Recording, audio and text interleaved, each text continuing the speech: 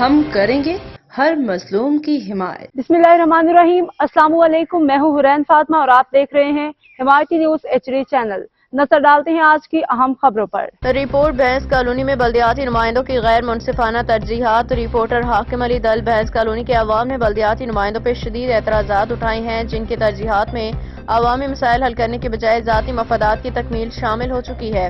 Road number 0 سے لے کے روڈ نمبر 10 تک گرین بیلٹس کی حالت خستہ ہے، جہاں نہ صفائی کا انتظام ہے نہ ہی ترقیاتی کام نظر آتے ہیں، لیکن حیرت انگیز طور پہ روڈ نمبر 9 پہ گرین بیلٹ کو ختم کر کے وہاں پہ پارک بنانے کی تیاری کی جا رہی ہے، جس پہ عوام نے سوال اٹھایا ہے کہ آخر یہ کون سا قانون ہے جو گرین بیلٹ کی جگہ پارک بنانے کی اجازت دیتا ہے۔ بلدیاتی نمائندے جاوید اقبال کاکو اور صدر رسول خان سواتی پہ عوام نے الزام عائد کیا ہے کہ انہوں نے اپنی ذاتی مفاد کے لیے مخصوص جگہوں پہ ترقیاتی کام کیے ہیں۔ جاوید اقبال کاکو نے اپنے دفتر کے سامنے گرین لائن کو آباد کیا، جبکہ رسول خان سواتی نے اپنے نورانی ہوٹل کے سامنے کام کروایا، لیکن باقی علاقے کچرے کا ڈھیر بنے ہوئے ہیں۔ مزید برآں دکاندار جو برسوں سے یہاں روزگار کر رہے تھے، انہیں زبردستی بے دخل کیا جا رہا ہے تاکہ ان کی جگہ من پسند جھوپڑیاں تعمیر کی جا سکیں۔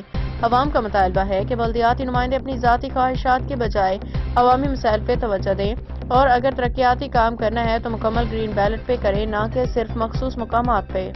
اب تک کے لیے اتنا ہی۔ مزید خبروں اور اپڈیٹ سے باخبر رہنے کے لیے دیکھتے رہیں حمایتی نیوز HD چینل۔